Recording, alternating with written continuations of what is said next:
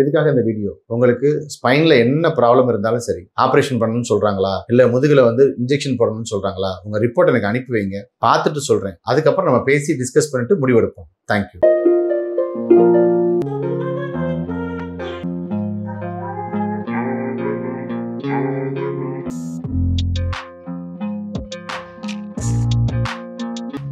Hi, நான் doctor Jayachandran, Sun Hospital, Madurai. Spinal canal stenosis, அதாவது ஸ்பைன்ல நம்ம கெனாலோட டயாமீட்டரோட அளவு குறையிறது. தலையில இருந்து நம்ம ஒவ்வொரு நரம்பும் எதிர் வழியா போகுது.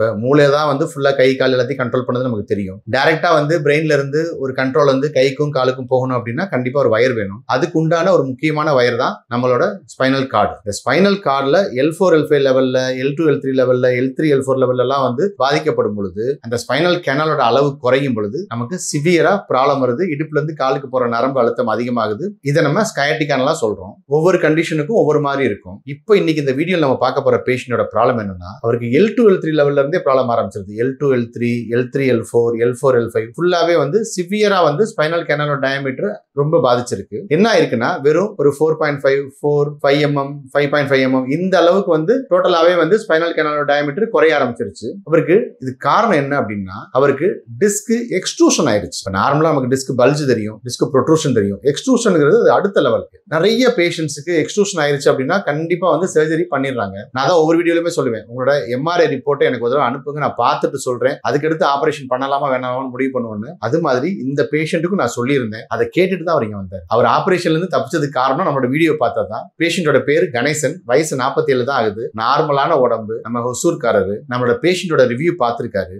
அதுல நான் எல்லா ரிவ்யூலுமே சொல்லுவேன், உங்க ரிப்போர்ட்டை அனுப்புங்க, ஆபரேஷன் பண்ணுவோமா வேணாமா நம்ம பார்த்துட்டு முடிவு பண்ணுவோன்னு.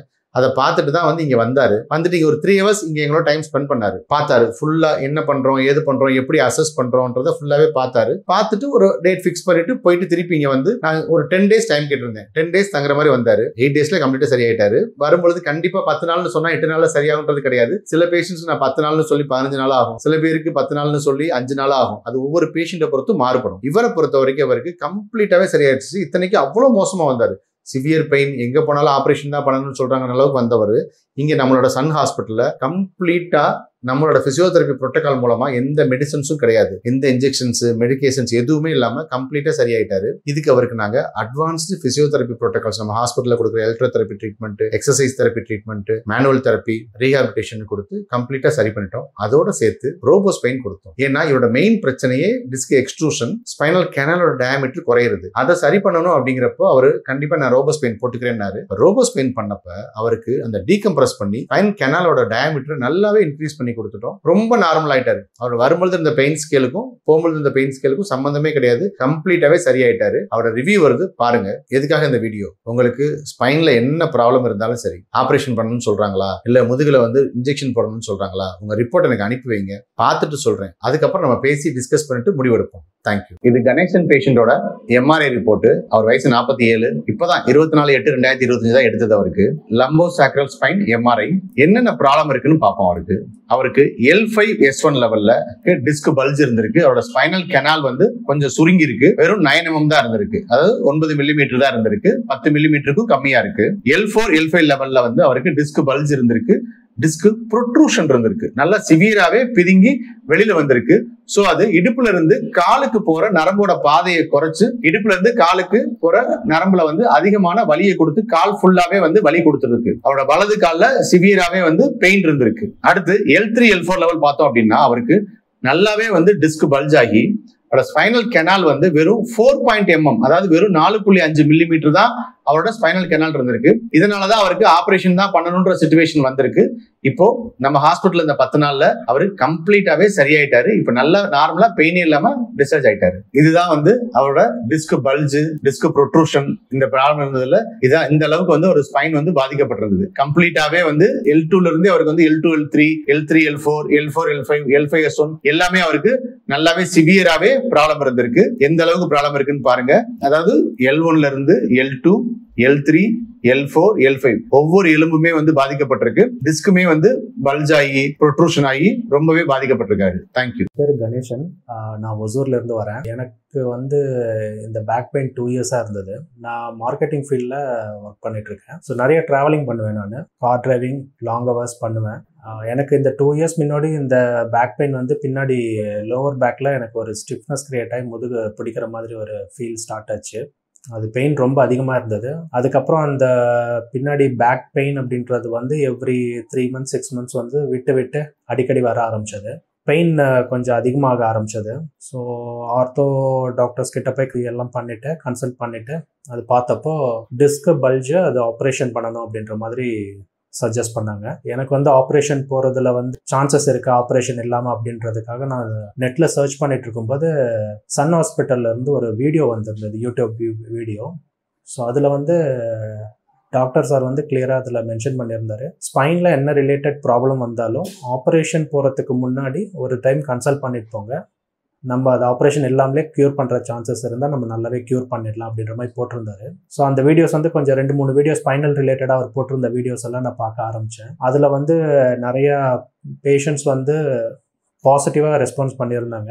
அப்புறம் டாக்டருமே பாசிட்டிவாக சொல்லியிருந்தார். அதில் நம்ம மோஸ்ட் ஆஃப் த இதை வந்து ஆப்ரேஷன் இல்லாமல் உங்களுக்கு பெயின் ரிலீஃப் பண்ணி உங்களோட டே டு டே லைஃப்பை வந்து நார்மலாக லீட் பண்ணுறதுக்கான ஒரு சொல்யூஷனை வந்து நம்ம ஃபிசியோலேயே பண்ணி கொடுக்கலாம். அதுக்கான ஸ்பெஷல் எக்யூப்மெண்ட்ஸ் எல்லாம் வச்சு நம்ம ட்ரீட்மெண்ட் கொடுக்குறோம் அப்படின்ற மாதிரி சொல்லியிருந்தாரு. அது நான் யூடியூப்பில் பார்த்துட்டு நான் டைரெக்டாக கன்சல்டேஷன் வந்தேன், என்னோட எம்ஆர்ஐ ரிப்போர்ட் எல்லாம் எடுத்துகிட்டு. ஸோ டாக்டர் பார்த்துட்டு என்னை வந்து ஒரு ஃபிசியோ வந்து என்னை அசஸ் பண்ணாங்க இனிஷியலாக. ஸோ நல்லா அசஸ் பண்ணாங்க. எனக்கு வந்து டைம் ஆல்மோஸ்ட் 2 hours அவங்க ஸ்பெண்ட் பண்ணாங்க. என் கூட ஸ்பெண்ட் பண்ணி என்னோட ஒவ்வொரு ஜாயிண்ட்டுமே வந்து ஒவ்வொரு அவங்களோட வே ஆஃப் இதில் வந்து என்னை அசஸ் பண்ணி எங்கே மசிலில் இருக்கா எந்த இடத்துல இருக்குது அப்படின்ற மாதிரி கரெக்டாக அசஸ் பண்ணி எனக்கு இனிஷியலாக ஒரு ட்ரீட்மெண்ட் கொடுத்தாங்க. ஸோ எனக்கு அப்போ ஒரு கான்ஃபிடென்ட் வந்தது. ஸோ ஓகே, நார்மலாக ஒரு ஃபிசியோனா வந்து எங்கே இருக்குது என்ன பண்ணுறது, சரி இந்த எக்ஸசைஸ் பண்ணுங்கள் இந்த இது பண்ணுங்க அப்படின்ற மாதிரி சொல்லுவாங்க. இங்கே வந்தப்போ எனக்கு வந்து இது வந்து ஒரு ஃபிசியோ கிளினிக்மா இல்லை, இது வந்து ஒரு ஃபிசியோ ஹாஸ்பிட்டல் இது. ஸோ இங்கே வந்து எனக்கு அந்த எக்யூப்மெண்ட்ஸ் எல்லாம் காமிச்சாங்க, என்னென்ன மாதிரி ட்ரீட்மெண்ட் கொடுக்குறோம் அப்படின்ட்டு. ஸோ அதில் பார்க்கும்போது டிஃப்ரெண்ட் டைப் ஆஃப் இன்ஸ்ட்ருமெண்ட்ஸ் இருந்தது. அதுவும் இல்லாமல் நிறைய பேஷண்ட்ஸ் இருந்தாங்க. இங்கே பார்க்கும்போது நான் பார்க்கும்போது ஒவ்வொருத்தரும் ஒவ்வொரு காம்ப்ளிகேஷனில் வந்திருந்தாங்க. எல்லாருக்குமே வந்து பர்சனல் அசஸ் பண்ணி அவங்களுக்கு கொடுத்துட்டு இருந்தாங்க ஃபிசியோதெரப்பி. ஸோ எனக்கு ஒரு கான்ஃபிடென்ட் வந்து டாக்டர் கிட்ட கேட்கும்போது அவங்க சொன்னாங்க, நீங்கள் உங்களோட ப்ராப்ளத்துக்கு வந்து எனக்கு வந்து ஆக்சுவலாக டிஸ்கோ பல்ஜ் வந்து கொஞ்சம் சிவியர் லெவலில் இருந்தது. ஸோ இதுக்கு தங்கி தான் ட்ரீட்மெண்ட் பண்ணணும் அப்படின்னாங்க. ஏன்னா மூவ்மெண்ட் நிறைய இருக்கக்கூடாது டியூரிங் ட்ரீட்மெண்ட் டைமில் அப்படின்ட்டு. ஸோ நான் இங்கே வந்து ஜாயின் பண்ணி இப்போ 10 days வந்து எனக்கு வந்து ஒரு நல்ல இம்ப்ரூவ்மெண்ட் இருக்குது. எனக்கு பெயின் இல்லை. நான் உட்காந்து எழுந்துச்சாலே எனக்கு வந்து பேக் பெயின் அதிகமாக இருக்கும். அப்புறம் காரில் இருந்து எழுந்தேன்னா பேக் பெயின் வரும். படுத்து எழுந்தேன்னா ஸ்டிஃப்னஸ், முதுகு என்னால் ரிலாக்ஸ் பண்ண முடியாது. ஹெவி பெயின் அந்த மாதிரி குறையாது பெயின் அந்த மாதிரி இருந்தது. ஸோ இங்கே வந்து ஜாயின் பண்ணும்போது அவங்க வந்து மார்னிங் டில் நைட்டு ஃபுல் செஷன் வந்து உங்களுக்கு நாங்கள் தெரப்பி செஷன் தருவோம் அப்படின்னு சொன்னாங்க. அதுக்கேற்ற மாதிரி ட்ரீட்மெண்ட்டும் இருந்தது.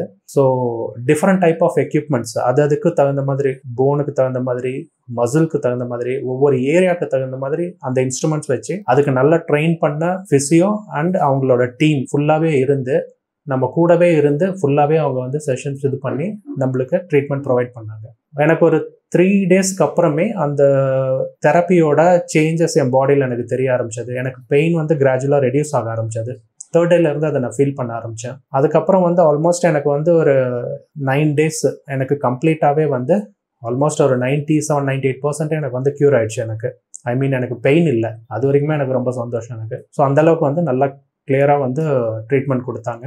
And doctor review every day வந்து அவர் பார்த்து நம்மளுக்கு எந்த மாதிரி ட்ரீட்மெண்ட்டு, ஸோ அந்த டாக்டர் அண்ட் ஃபிசியோ அவங்களோட டிஸ்கஷனு, நமக்கு என்ன ஏது எல்லாமே கேட்டு கிளியராக அவங்க பண்ணாங்க.